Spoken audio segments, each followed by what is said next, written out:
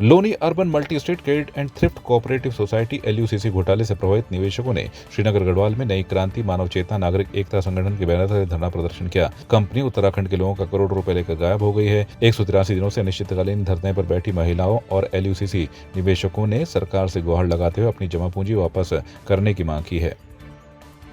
LUCC नामक society से पीड़ित हैं, जो कि हमारे भारत सरकार के कृषि मंत्रालय द्वारा रजिस्टर्ड थी और केंद्र से सहकारिता मंत्री के अंतर्गत काम करती है और हमारे राज्य में भी सहकारिता मंत्री के अंतर्गत काम करती है। तो यहाँ पे इसलिए बैठे हुए हैं कि हम पिछले 11 महीनों से सड़कों पे दर-बदर भटक रहे हैं। 7 महीनों से हम अनिश्चितकालीन धरना प्रदर्शन पे हैं और 7 तारीख से हम लोग भूख हड़ताल पे हैं।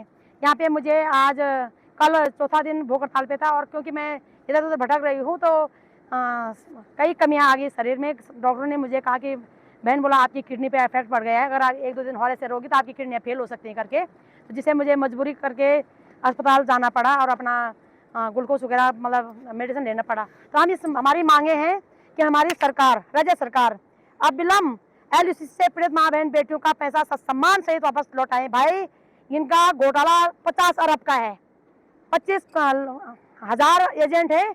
जब हम प्रत्येक एजेंट को पूछ रहे हैं तो एजेंट कोई कह रहा है मेरा 2 करोड़ है, कोई कह रहा है 55 लाख, कोई कह रहा है 50 लाख।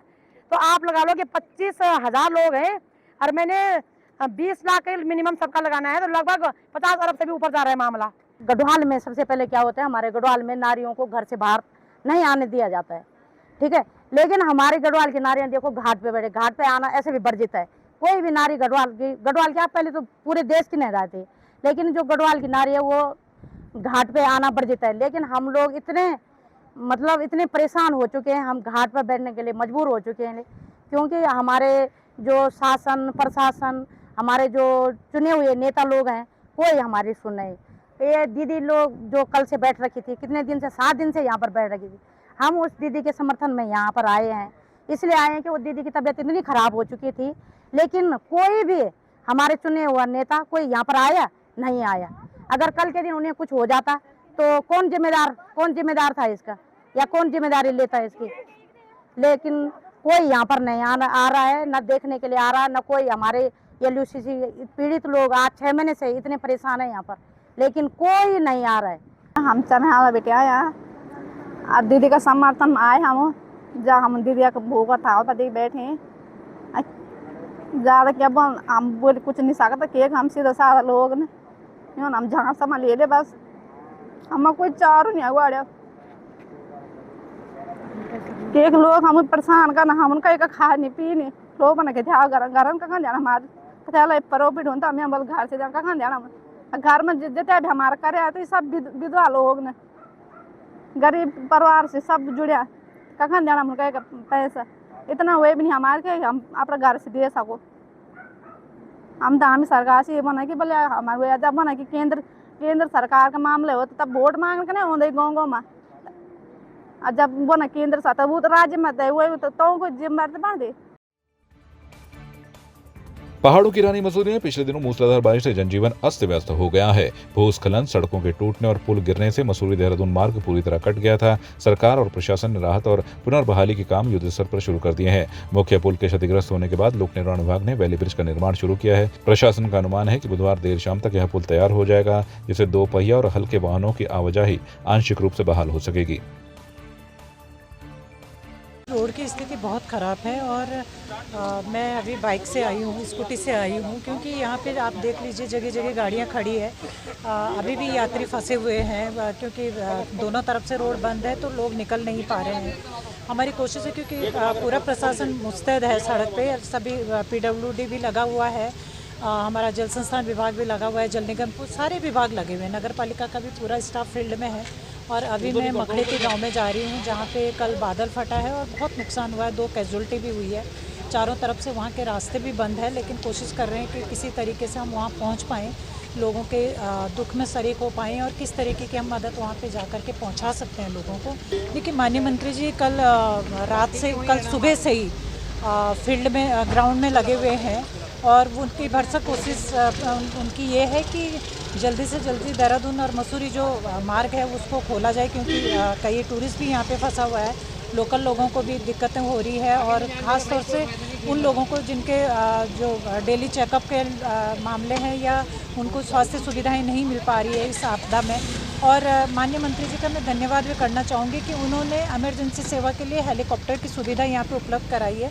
मसूरी ही नहीं, आसपास के गाँवों से भी लोग जो मसूरी तक पहुँच पा रहे हैं किसी भी तरह से, और मसूरी से बाई एयर उनको देहरादून रेस्क्यू किया जा रहा है। तो मैं माननीय मंत्री जी का धन्यवाद करना चाहूँगी कि वो जितनी मुस्तैदी के साथ लगे हुए हैं, निश्चित रूप से ये सराहनीय पहल है, और वो लगातार चिंता कर रहे हैं कि कैसे किसी न किसी तरीके से जल्द देहरादून और मसूरी का जो मार्ग है वो खुल जाए। मसूरी नगरपालिका क्षेत्र के मकरैती गांव में अचानक बादल फटने से भारी तबाही मच गई। जल सैलाब ने 4 घर और 3 दुकानें पूरी तरह ध्वस्त कर दी। इस दर्दनाक हादसे में एक ही परिवार के पति पत्नी की मौत हो गई, जबकि उनका बेटा बाल बाल बच गया। आपदा के तुरंत बाद स्थानीय लोग मदद के लिए आगे आए। नगरपालिका अध्यक्ष मीरा सकलानी, जनप्रतिनिधि और राहत दल मौके पर पहुंचकर पीड़ितों को सुरक्षित स्थानों पर ले गए और खाने पीने तथा अस्थायी ठहराव की व्यवस्था की है। 11 बजे से मतलब पानी बहुत तेज आने लग गया। अच्छा। पत्थर बजरी मलबा बहुत करने लगा। हम तो बच्चे लेकर थोड़ा बाहर निकल के आवाज़ मारी सबको, और बहुत सारा बहुत ही काफ़ी घर थे। अभी तो यहाँ पर स्कूल में रखा हुआ है मैंने, दे रहे खाना पानी। परिवार तो मेरा जी हम 5 परिवार हैं, छोटे 3 बच्चे मेरे साथ में। मतलब सारा चीज़ कुछ नहीं पता, सामान तक नहीं उठाने का मौका मिला। सारा गांव तबाह हो गया, नीचे की तरफ सारा गांव ही चला गया। जितने घर थे, दुकानें थी, सब बह गया, उसमें कुछ बचा नहीं है। और 2 बंदे जो एक मियाँ बीवी हस्बैंड वाइफ थे, उनकी डेथ हो गई उस पानी में बह करके, और कुछ बचा नहीं है। वहाँ पे बहुत ही भयानक मंजर था देखने वाला। ऐसा धराली में भी क्या हुआ होगा जो इस तरह का बादल फटे हो, बहुत ज़्यादा काफ़ी सारा सब सीन आ गया उसमें। मलबा, पत्थर, बोल्डर, बहुत सारे पूरा नुकसान हो गया। पानी की पाइपलाइन वगैरह सारा टूट गया, उसमें कुछ बचा ही नहीं वहाँ। इससे कम से कम 4-5 दुकानें इससे गई हैं, और 3-4 परिवार भी इससे पूरी तरह से, उनका घर वर कुछ नहीं, खाने वाने का साधन कुछ नहीं, कपड़े लत्ते सब बह गया, उनको कुछ बचा ही नहीं है उसमें। देखते हैं, हमारे अध्यक्ष जी भी आज आए हैं यहाँ पर, तो उनसे हमारे को उम्मीद है कि हाँ वो ज़रूर हमारे लिए कुछ करेंगी, और हमारे पार्षद जी आए हैं तो ज़रूर कुछ ना कुछ हमारी हेल्प ज़रूर करेंगे इस बारे में, क्योंकि यहाँ पे अब हमारे पास हम बेरोजगारी हैं, अब रोज़गारी नहीं है कुछ इस तरह का करने के लिए, क्योंकि जो था वो हम सब दुकानों से ही अपना सब सीन करते थे। अब वो सब सीन बह ही गया, तो अब हमारे पास तो कुछ बचा ही नहीं है करने के लिए। तो बेरोजगारी का भी हमें बहुत तंगी है इस टाइम पे, बहुत देख करके हो रहा है। हाँ जी, बहुत परेशानी हो रही है। हम यहाँ पे अभी पहुँचे हैं। कल हम इसलिए नहीं पहुँच पाए थे क्योंकि चारों तरफ मसूरी के रास्ते बाधित थे। आज भी हम बहुत ही मुश्किलों से यहाँ पहुँच पाए हैं। मैम, चेयरमैन मैम भी हमारे साथ है। जो भी संभव मदद होगी, चाहे वो आर्थिक रूप से हो, दोबारा पुनर्वास की जो भी समस्या है, इनकी समस्या का समाधान किया जाएगा। कल भी आ नहीं पाए थे, पर जितनी भी फ़ोन द्वारा जो भी समस्या थी, चाहे वो जेसीबी को लेके हो या फिर यहाँ से पुनर्वास की समस्या हो, यहाँ से हटाने की जो भी थी, लाइट की समस्या हो, फूड पैकेट्स की समस्या हो, जो भी यहाँ पे पीड़ित परिवार हैं उनको रहने की जो समस्या थी, यहीं पे पास में एक प्राइमरी स्कूल है, हमने वहाँ पे उनकी व्यवस्था करा दी गई थी। जेसीबी को हमने सुबह ही फ़ोन कर दिया गया था, डिज़ास्टर मैनेजमेंट को अपडेट कर दिया गया था फ़ोन द्वारा। कल भी जो भी हो सका हमने सारे संभव प्रयास करे। आज जब थोड़ा मौसम रुका है और थोड़ी मसूरी की रोड्स रुकी हैं, ठीक हुई हैं, तो हम सीधे यहाँ पहुँचे हैं। मैम चेयरमैन भी है, पीड़ित परिवार से मिले, मृतक के परिवार से मिले, उनको हमने पूर्ण आश्वासन दिलाया है कि हमारी पालिका द्वारा या निजी तौर पे भी जो भी मदद होगी, चाहे आर्थिक रूप पे हो और चाहे उनका घर हो, दुकानें हो, हम सब अपने प्रयासों से ये पूरा करके इन्हें देंगे। कि जो यहाँ का मंजर है वो देखते ही रूह भी कांप रही है कि लोगों ने किस तरीके से रात बिताई होगी। और यहाँ आने पे पता चला कि यहाँ 4 तो दुकानें बही हैं लोगों की, 3 आवास पूर्ण रूप से क्षतिग्रस्त हुए हैं, 2 कैजुअल्टी भी हुई है जो जाकर के डालनवाला से रेस्क्यू की गई है। तो अभी देखते हैं कि पालिका स्तर पे हम लोग यहाँ पे क्या कर सकते हैं, क्योंकि लोगों के पास जिन 3 परिवारों के आवास गए हैं उनको अभी कहीं और शिफ्ट किया है। और अभी देखती हूँ मैं पालिका की तरफ से इनके आवासों की व्यवस्था कर दूँ।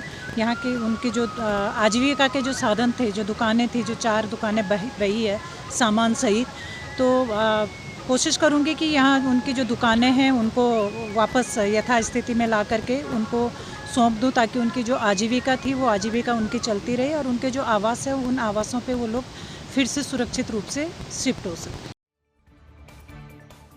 नरेंद्र नगर के समीप एक गांव में भारी बारिश ने जनजीवन बुरी तरह प्रभावित कर दिया है। विद्युत आपूर्ति ठप होने और आसमानी गर्जना के कारण ग्रामीण रात भर भयभीत रहे। जल सैलाब ने 3 पुलिया बहा दी, खेत खलिहान और सिंचाई नहरों को नष्ट कर दिया, जबकि पेयजल लाइन पूरी तरह ध्वस्त हो गई। गांव का जूनियर हाई स्कूल भी पूरी तरह टूट गया। विद्यालय की छत गिर गई, फर्नीचर बह गया और शौचालय व किचन मलबे में दब गए। ग्रामीणों ने कहा कि 2011 की आपदा की तरह इस वर्ष भी नुकसान भारी हुआ है। प्रधान प्रतिनिधि विक्रम कैंतुरा और तहसील प्रशासन के पटवारी विनोद राणा ने नुकसान का आकलन किया। में क्या कहें हम इसके बारे में, आप इतने वो गए, हम मतलब बोल ही नहीं पा रहे कुछ। हमारे सर पूरा मकान हमारे सास ससुर की वो थी, बच्चे हम इतनी भयंकर बारिश में हम तो छत में मतलब कुछ बोल ही नहीं सकते। हमारे सारा जो अनाज था अंदर सब दब गया, पूरा नीचे घर का अंदर ये प्याज लहसुन सारे दब गए, बह गए सारे अंदर घरों में पानी भर गया। भयंकर बारिश से क्या हम छत में रहे, रात भर छत में बैठे रहे। सारे हमारे जो पानी का वो था पुलिया सब खेत खलिहान सब बह गए, मतलब हमें कुछ कोई नहीं है। अब कैसे रहे हम यहाँ? हम चाहते हैं कि हमें कुछ प्रशासन से कुछ दिखाई दे रहा है। यहाँ देखो पेड़ थे, धान थे, देखो धान खिलान साफ दिखाई दे रहे। ये करीब 15 तारीख को रात करीब 12-1 बजे करीब यहाँ जो है बादल फटा, ये नुकसान हुआ है। यहाँ जब आपको दिखाई दे रहा है, साफ दिखाई दे रहा है। यहाँ बगीचा था, यहाँ घर था, यहाँ लेटरिन बन गई, यहाँ पर ये बगीचे हैं, यहाँ पर धान की खेती है, यहाँ पर पुलिस थी साहब। यहाँ पर पहले तो ये जब रोड बनी थी पहले तो आधी तो एन करी थी, रही हुई ये बादल फट गया, हो गया भैया। हम तो घर से बेकार हो गए, हमारे प्रशासन या पटवारी जी आ रखे मौका पे। हमारे प्रशासन से मांग है कि यहाँ पर पुलिया लगाई जाए, हमारे रास्ता बनाया जाए। सबसे पहले पानी की समस्या हमारे पास पानी नहीं है, न हमारे पास रास्ता बनाया जाए भैया, हमारा वो हो जाए। सर हमारे गांव में 15 तारीख की रात को भीषण बारिश की वजह से हमारे जो है पैदल मार्ग बह गए हैं और पैदल पुलिया जो थी 3 हमारे गांव में वो पूर्ण रूप से क्षतिग्रस्त हो गई हैं। और जो हमारा ये जूनियर हाई स्कूल था यह भी पूर्ण रूप से बह गया है। इसके जो बाहर में एक खाना बनाने की जो रसोई थी वो भी बह गई है और पेयजल की लाइनें बह गई है और साथ में हमारी जो सिंचाई की नहरें थी वो पूर्ण रूप से बह गई है, रास्ते बह गए, सुरक्षा दीवारें बह गई हैं और गांव में आने जाने के लिए संपर्क टूट गए हैं, जिससे पैदल भी नहीं आ पा रहा है। लोक निर्माण विभाग ने 6 दिन से हम उनसे लगातार फोन से संपर्क कर रहे हैं, पर आज तक उन्होंने रोड खोलने की बिल्कुल भी कोशिश नहीं की है। ये एक्शन हमारा कहना नहीं मानता है कि विगत आज दिनों आए आपदा के कारण जो है हमारा जो पोलिंग बूथ है राजकीय उच्च प्राथमिक विद्यालय डौर, इसकी क्षतिग्रस्त होने की सूचना मिली है। तो चूँकि आज मौसम थोड़ा साफ है और ये हमारा पोलिंग बूथ भी है, तो मेरे द्वारा इसका निरीक्षण किया गया है और इसकी क्षतिग्रस्त की सूचना विस्तृत रिपोर्ट उच्चाधिकारियों को प्रेषित की जाएगी। Thank you. समय मैं मौजूद हूँ ग्राम सभा डौर में। विगत 15 तारीख को जो भयंकर बारिश आई है उस कारण देखिए आप कितना बड़ा नुकसान यहाँ पर हुआ है। मैं इस तरह देखा राजकीय प्राथमिक विद्यालय डौर, यहाँ पर इसकी स्थिति देखिए आप, ये पूरा विद्यालय नष्ट हो चुका है। यहाँ के फर्नीचर सब आपदा की भेंट चढ़ गए हैं। मुझे लगता है यहाँ के दस्तावेज भी शायद आपदा की भेंट चढ़ गए होंगे। यहाँ पर आप देखिए कितना बड़ा आंगन हुआ करता था, जो इसमें बच्चे खेलते कूदते थे वो भी आपदा की भेंट चढ़ चुका है। यहाँ पर एक रसोई थी, लैट्रिन बाथरूम थे, वो पूर्ण रूप से नष्ट हो चुके हैं। यहाँ का फर्नीचर आप देखें क्या है, यहाँ पर एक लेंटर था वो भी रामदेव का लेंटर वो भी गिर चुका है और यहाँ पर जो बहुत बड़ी हानि आपको देखने मिल रही है। अभी हम पूरे गांव का मुहायना किया था, गांव में जो संपर्क मार्ग है वो भी पूर्ण रूप से टूट चुके हैं। यहाँ पर संपर्क मार्ग को पैदल चलने वाली 3 पुलिया थी जो आपस में एक जगह से दूसरी जगह को जोड़ती थी, वो भी पूर्ण रूप से नष्ट हो चुकी है। पूरे लोगों के खेत खलिहान नष्ट हो चुके हैं। यहाँ पर धान की खेती बहुत अच्छी खेती थी और लोगों के अरबी वगैरह बोल रहे थे वो भी आपदा की भेंट चढ़ चुके हैं। और यहाँ पर ये बंजर वाकई है, इसकी बड़ी आपदा इससे पहले न गाँव वालों ने देखी है ना ही उन्होंने इस बारे में सोचा होगा।